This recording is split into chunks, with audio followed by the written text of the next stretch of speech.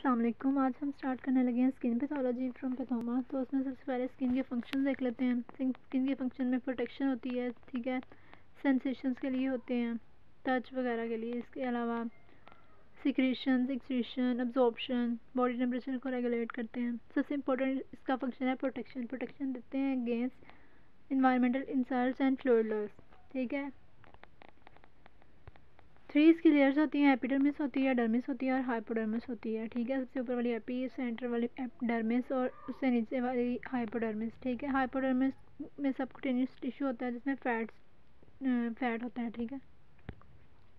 अब एपिडर्मिस की further 4 layers होती हैं अकॉर्डिंग टू पैथोमा, और यहाँ पे 5 दिखाई हुई हैं। सबसे नीचे जो होती है स्ट्रेटम बेसेल होती है, ठीक है, और फिर होती है स्ट्रेटम स्पाइनोजम, स्ट्रेटम ग्रेनुलोजम, स्ट्रेटम फ्लूसिडम और स्ट्रेटम कॉर्नियम। स्ट्रेटम बेसेल में क्या होता है कि इसमें स्टेम सेल्स होते हैं, यहाँ से रीजनरेट सेल करते हैं और ऊपर वाले बनते हैं, ठीक है। स्ट्रेटम स्पाइनोजम क्या होता है, इसमें डेस्मोसोम, इसमें सेल्स जो होते हैं ना, जो सेल्स इसके कौन से होते हैं, कैरोटिनोसाइट्स होते हैं, ठीक है। एपिडर्मिस के सेल्स कैरोटिनोसाइट्स होते हैं। तो यहाँ पे जो स्ट्रेटम स्पाइनोजम है ना, यहाँ पर कैरोटिनोसाइट्स का डेस्मोसोम्स के साथ जुड़ी होती हैं, ठीक है। और जो स्ट्रेटम ग्रेनुलोजम है, इसको ग्रेनुलोजम इसलिए कहते हैं क्योंकि वो ग्रेन्यूल्स होते हैं इसमें। स्पाइनोजम को स्पाइनोजम इसलिए कहते हैं क्योंकि ये डेस्मोसोम्स के साथ जब बहुत ज़्यादा जुड़ी होती है ना, तो स्पाइन की अपीयरेंस देती हैं। और ग्रेनुलोजम को ग्रेनुलोजम इसलिए कहते हैं क्योंकि इसमें ग्रेन्यूल्स होते हैं, ठीक है। स्ट्रेटम कॉर्नियम जो है ना, इसमें देखें आप, इसमें न्यूक्लियस नहीं है, तो यहाँ पे ए न्यूक्लियेट सेल्स होते हैं।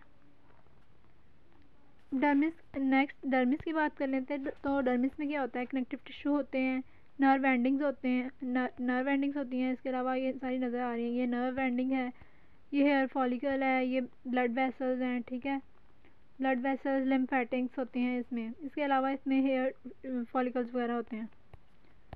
यहाँ पर बहुत अच्छा दिखाया हुआ है, hair follicle, blood vessels, nerve, oil glands. सबसे ऊपर एपिडर्मिस है, डर्मिस है और फैट की लेयर जिसको हम कहते हैं कि हाइपोडर्मिस।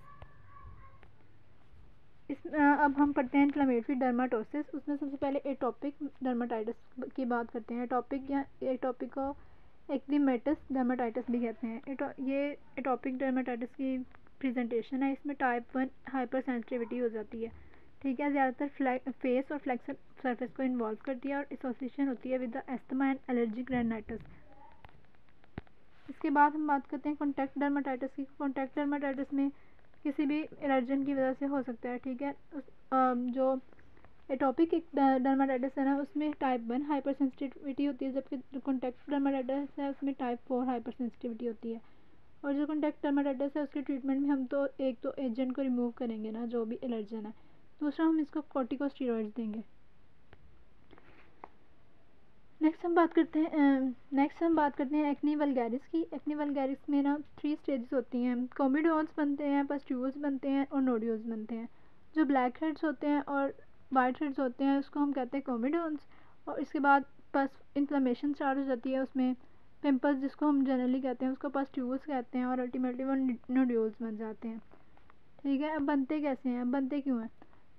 स्किन के अंदर अगर जाएँ तो उसमें हेयर फॉलिकल होता है और सीबेशियस ग्लैंड होते हैं। इन दोनों की ना अगर क्रोनिक इन्फ्लेमेशन हो गई है तो इस वजह से हो सकता है, ठीक है। क्रोनिक इन्फ्लेमेशन किस चीज़ की हो सकती है, हेयर फॉलिकल्स की और सीबेशियस ग्लैंड्स की हो सकती है। अब ये हुई क्यों है? हार्मोन्स एसोसिएटेड होती है, एडोलेसेंस पे स्टार्ट होती है ज़्यादातर। हार्मोन्स की वजह से क्या होता है कि सीबम की सीबेशियस ग्लैंड में प्रोडक्शन ज़्यादा हो गई है, ठीक है, क्योंकि सीबेशियस ग्लैंड में ना एंड्रोजन रिसेप्टर्स होते हैं, ठीक है। जब तो सीबम की प्रोडक्शन ज़्यादा हो जाएगी। इसके अलावा केराटिन प्रोडक्शन ज़्यादा हो जाती है, ठीक है। दो हार्मोन्स की वजह से ना, एंड्रोजन्स वगैरह की वजह से दो चीज़ें ज़्यादा हो जाती है। सीबम प्रोडक्शन ज़्यादा हो जाती है और केराटिन प्रोडक्शन ज़्यादा हो जाती है।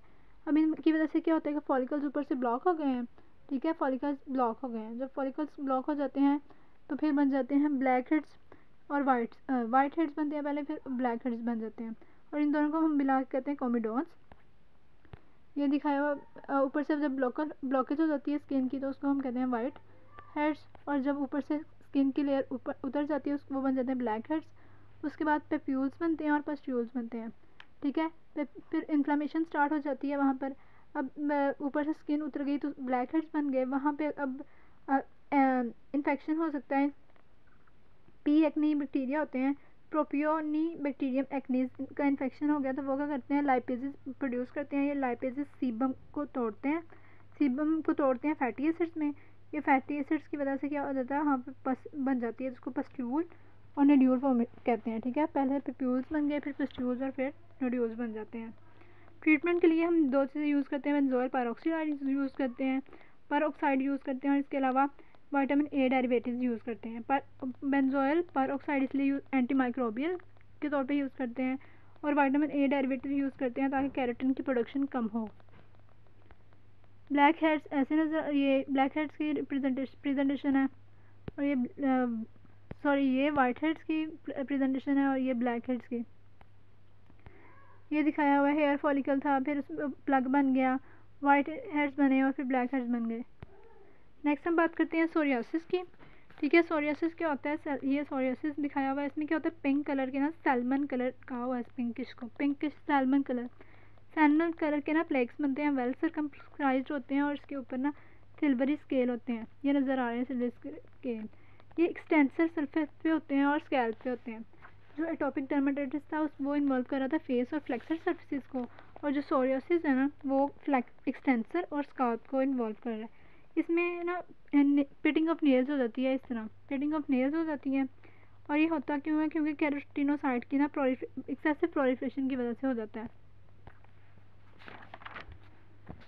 इसकी एटियोलॉजी क्या है, एसोसिएशन होता है HLA-C की से। ठीक है, इसका एसोसिएशन होता है HLA-C से।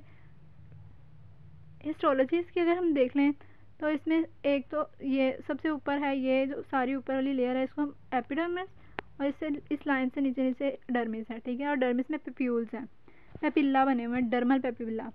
इस डर्मल इलोंगेट हो जाते हैं, देखें कितने लंबे लंबे हो जाते हैं। ठीक है, अब इन डर्मल पेपिल्ला के ऊपर जो एपिडर्मिस होती है उसकी थिनिंग हो जाती है, और जब हम एपिडर्मिस को ऊपर से रिमूव करते हैं ना, वहाँ से ब्लीडिंग स्टार्ट हो जाती है। उस ब्लीडिंग का साइन को हम कहते हैं ऑस्पिट साइन। ठीक है, एक तो इसमें थिनिंग ऑफ द एपिडर्मिस होगी और ब्लीडिंग होगी, जिसको हम कहते हैं ऑस्पिट साइन।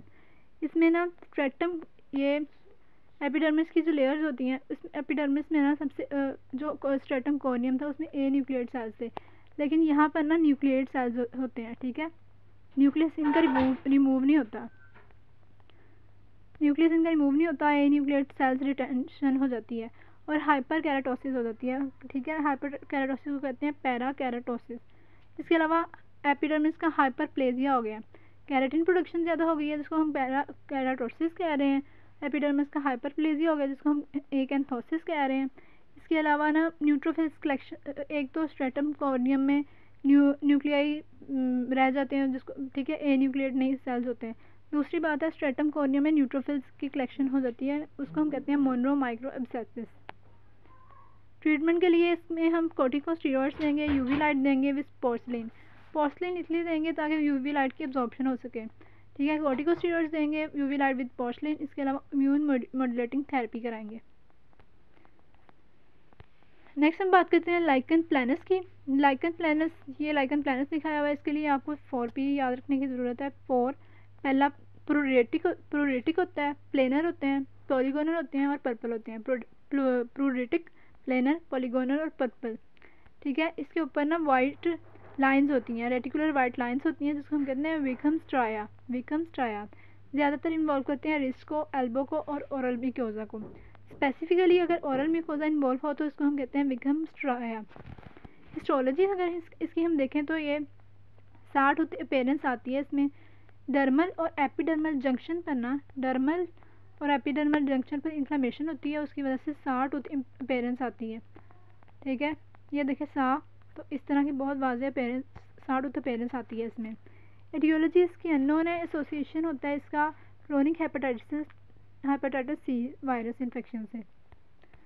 बुक से देख लेते हैं तो फंक्शंस इसके बैरियर होता है अगेंस्ट इन्वायरमेंटल इंसल्ट्स। कंपोजिशन बता दी, 3 लेयर्स होती हैं, एपिडर्मिस की फर्दर 5 लेयर्स होती हैं। डर्मिस में क्या क्या होता है बताया हुआ है। इन्फ्लेमेटरी डर्माटोसिस में सबसे पहले एटोपिक डर्माटाइटिस, ये क्या होता है, प्रोरेटिक होता है, एरिथेमेटिस होता है, ओजिंग रैश होता है, वेजिकल एडिमा फेज और फ्लेक्सल पे होता है, सारा बता दिया। टाइप 1 हाइपर सेंसिटिविटी होती है। कॉन्टैक्ट डर्माटाइटिस में टाइप 4 होती है। ट्रीटमेंट भी बता दिया इसका, रिमूव कर देंगे या तो एजेंट को या कॉर्टिकोस्टेरॉइड्स। इसकी 3 रीज़न बताई हुई हैं। निकल वगैरह ज्वेलरी वगैरह पहनने से ना, ज्वेलरी वगैरह यूज़ करने से हो सकता है, तो टाइप 4 हाइपर सेंसिटिविटी। इसके अलावा केमिकल्स, डिटर्जेंट्स वगैरह और पेंसिलिन से भी हो सकती है। एक्नी वल्गैरिस, कोमिडोन्स बनते हैं, पस्ट्यूल्स बनते हैं, फिर नोड्यूल्स बनते हैं। इन्फ्लामेशन की वजह से होता है, ठीक है।